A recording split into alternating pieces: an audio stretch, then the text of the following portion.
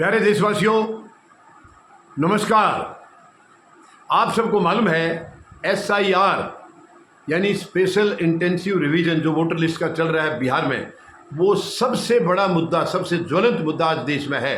हालांकि ज्वलंत मुद्दा पहलगाम और ऑपरेशन सिंदूर भी है, लेकिन ये भी भविष्य के लिए यानी आगे वोटर कौन रहेगा कौन ना रहेगा, या नागरिकता किसकी सही है किसकी गलत है, इस किस्म की जो चर्चाएं चल रही हैं, ये भी देश के लिए एक बहुत ही अहम मुद्दा है।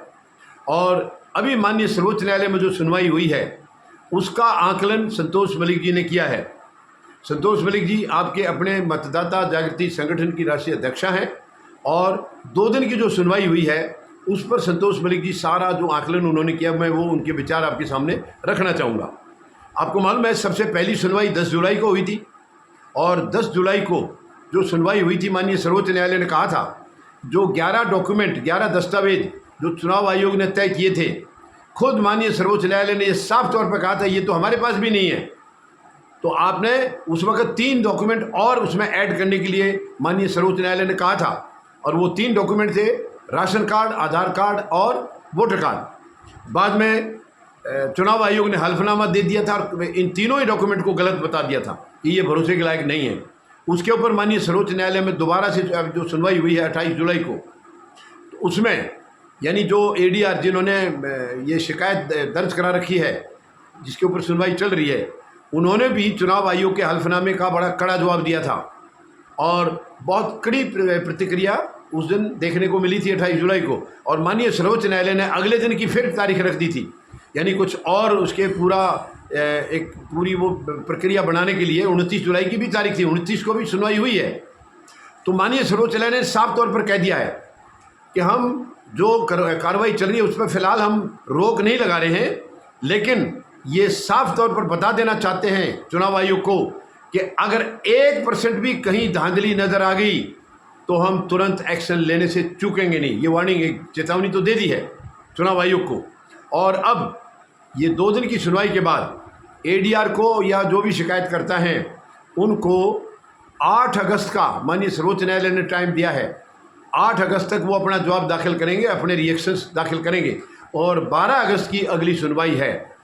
और मुझे लगता है कि 12 अगस्त की जो सुनवाई है वो बहुत अहम है, बहुत अहम है। हो सकता है इस पूरी प्रक्रिया पर रोक भी लग जाए, क्योंकि धांधली तो है, आप देख चुके हैं, मैं पहले बता चुका हूँ। अजीत अंजुम ने बहुत गहन जांच की है वहाँ पर, मतलब अपनी तरफ से गहन रिपोर्टिंग की है, और उसमें बहुत धांधली है। यानी वो सब जो उन्होंने दिखाया है, ये चुनाव आयोग के मंशा के ऊपर पूरी तरह से सवाल या निशान लगा रहा है।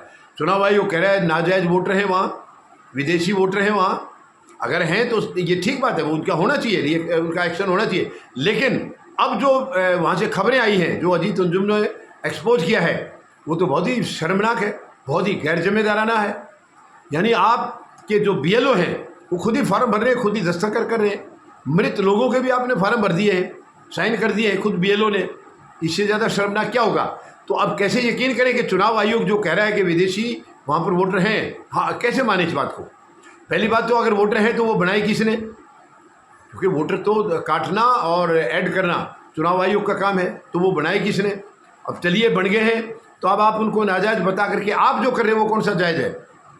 आप उसको नाजायज़ बता रहे हो, और आज आप कर रहे हो वो तो खुल्लम खुला दिखाई दे रहा है। वो तो नाजायज़ है या नहीं अभी क्लियर नहीं है। ये चुनाव आयोग कह रहा है कि नाजायज़ हैं, लेकिन कहीं सबूत अभी तक नहीं मिले हैं कि विदेशी वहाँ पर वोटर हैं। लेकिन आज आप चुनाव आयोग जो कर रहा है वो तो सरेआम दिख रहा है, सबको दिख रहा है कि बिना किसी वोटर से संपर्क किए फॉर्म भरे जा रहे हैं, उनके दस्तखत किए जा रहे हैं। ये तो बहुत ही मतलब इससे ज़्यादा खतरनाक तो कुछ हो ही नहीं सकता। ये तो फिर चुनाव आयोग ने सब कुछ ध्वस्त कर दिया है, हमारा लोकतंत्र, प्रजातंत्र, सिस्टम सब खत्म हो गया। तो ये माननीय सर्वोच्च न्यायालय ने बहुत कड़ी हिदायत दी है, कड़ी चेतावनी दी है चुनाव आयोग को कि हम आपकी प्रक्रिया पर रोक नहीं लगा रहे हैं। अगर वो जायज़ है तो सही है, तो इसलिए हम रोक नहीं लगा रहे फिलहाल। लेकिन 1% भी हमें कहीं ये बू आई कि इसमें धांधली हुई है तो हम बिल्कुल बिना समय गंवाते हुए तुरंत एक्शन लेंगे, ये साफ तौर पर कह दिया है।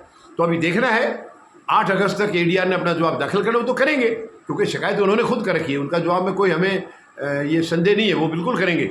और 12 अगस्त को सुनवाई है, तो इसकी अभी पूरे देश की नज़र 12 अगस्त पर है, क्योंकि इसी से ये तय होगा कि क्या जो प्रक्रिया चुनाव आयोग चल रहा है, जो कि धांधली दिखाई दे रही है, क्या वो चलती रहेगी या उसके ऊपर ब्रेक लग जाएगा, ताकि चुनाव जो बिहार में हो रहे हैं वो तरीके से हों, निष्पक्ष तौर पर हों। क्योंकि बड़ा सवाल ये भी है, अगर वोटर लिस्ट में धांधली है तो लोकसभा के चुनाव भी गलत थे, क्योंकि उसी वोटर लिस्ट से हुए हैं। तो लोकसभा के जो चुनाव थे उनको ख़त्म कर देना चाहिए, रद्द कर देना चाहिए, दोबारा चुनाव होने चाहिए। तो खैर कई सवाल हैं। उम्मीद लगाता हूं कि 12 अगस्त को माननीय सर्वोच्च न्यायालय की तरफ से बहुत ही बढ़िया फैसला आएगा, जिसकी देश इंतजार कर रहा है। धन्यवाद।